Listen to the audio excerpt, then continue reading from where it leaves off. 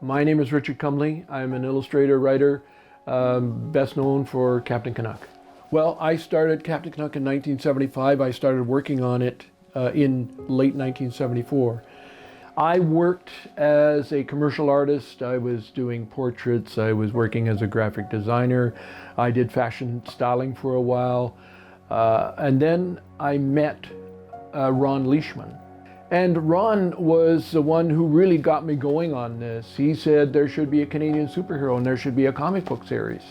73, I really got serious about it. That's when I started to do the research into, printing, publishing, distribution, the art aspect of it. Even though I'd worked as an illustrator, I had done posters and things like that. I had not done any comic book work. Captain Canuck is about two brothers, really. Tom and Michael Evans. They start out as Mounties. They eventually are lured into a new organization called CISO. Now, the story is taking place in 1993. That's the beginning of the story. And keep in mind that I was writing this in 1975. Tom continues to be a scoutmaster. He takes his scouts out on a wilderness camp.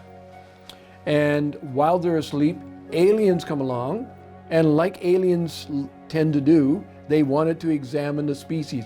Tom is affected by one of the aliens. When he gets back to CISO, they're doing some testing of their agents, and they find Tom to be the fastest, the strongest agent of all of them. Let's make him our special agent. Give him a code name, Captain Canuck. Give him a special outfit, to make him stand out. He's going to be our showcase for Canada, that was the beginning of Captain Canuck. He personified, what ideally we would want a Canadian hero to be like. The first issue came out in May of 1975, and it was well received by public, by the media. It was huge. Somehow I didn't expect that, because we have fans that have been fans for decades. We're inundated with American culture. Everybody knows Captain America, everybody knows Superman. But one kid wrote and he said,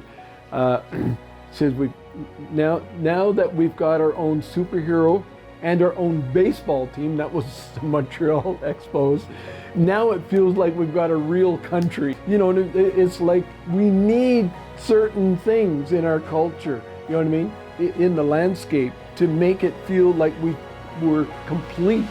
Captain Canuck saving a beaver is pretty well as Canadiana at Niagara Falls, of course.